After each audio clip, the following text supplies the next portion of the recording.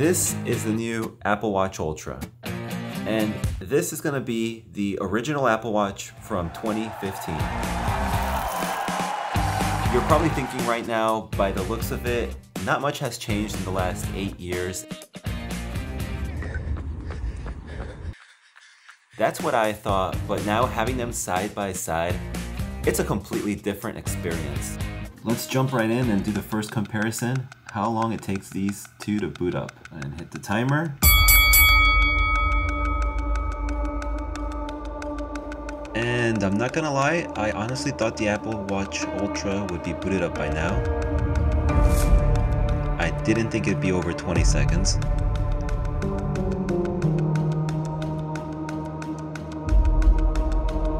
There we go, 31 seconds.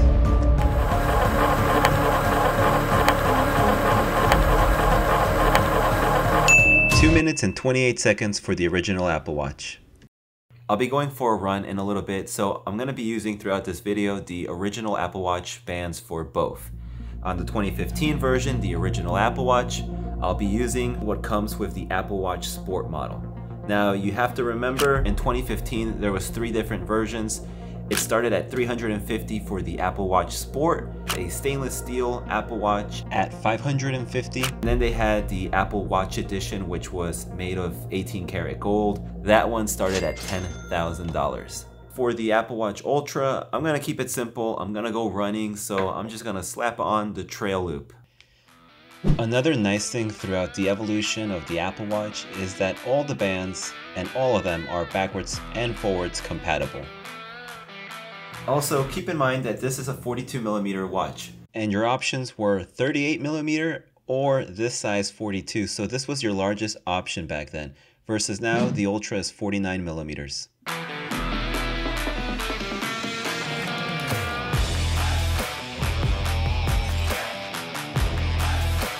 Another point to the Apple Watch Ultra, because the charge to the original Apple Watch was dreadfully long.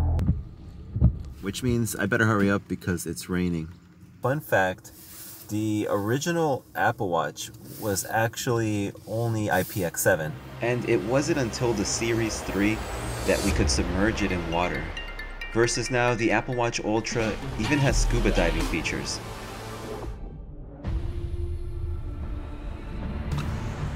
The weather app said it should stop raining at 4 o'clock, but it's 4:30 and it's finally starting to slow down. But while we have these overcast skies, I do want to show you the difference on the screen display of both of them. The original Apple Watch has a 400 nit display versus the Apple Watch Ultra 2000 nits. So that's 4 times the amount. And if that comparison wasn't crazy enough, listen to this. The Apple Watch Ultra has 32 gigabytes of internal storage, which is great. That's plenty for your music, your podcasts, all that. The original Apple Watch only has 8 gigabytes of internal storage, so just a quarter of that.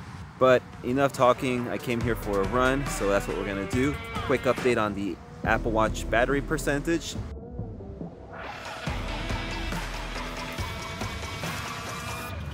Hey Siri, what's the temperature outside? It's 54 degrees outside. A quick warm up and we're off. I'm really curious to see the difference in accuracy on these two. So at the 1 mile mark, we have a difference of 0.2, not bad.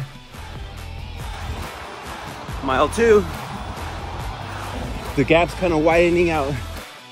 0.8, that's almost a tenth of a mile, but that's not even the worst part. Hold on, I think the original Apple Watch died. Yeah, it died on me. I don't think it has anything to do with the battery, because this has happened before. But regardless, I have a half marathon this weekend, so I have to finish this run.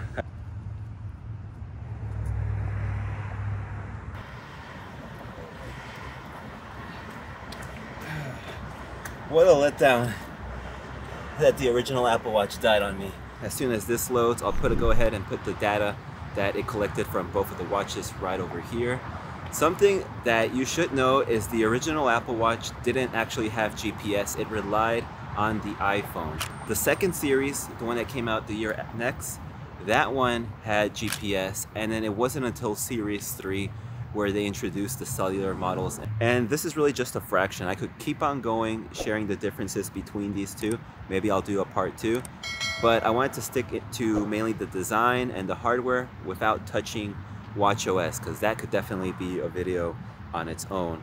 But overall, having these two side by side, it really gives me a lot of appreciation of how much technology has improved in the last 8 years, and it gets me excited also about where the future of wearables is going, specifically also the Apple Watch. Because if you didn't know, the Apple Watch is not only the most popular smartwatch, it's also the most popular watch overall. Wow. And to end this video, I do have one more thing. But there is one more thing. But we do have one more thing today. But there is one more thing. If you're a big fan of the Apple Watch, then I got a playlist for you right over here. And you might have noticed I've been wearing a Garmin throughout this entire video. It's my go-to right now, but if you're interested in Garmin or the differences between this and an Apple Watch, click right over here. But that concludes this video. Make sure to hit the like button, appreciate it. And if you want, you can follow me on Instagram. But I'll catch you guys in the next one.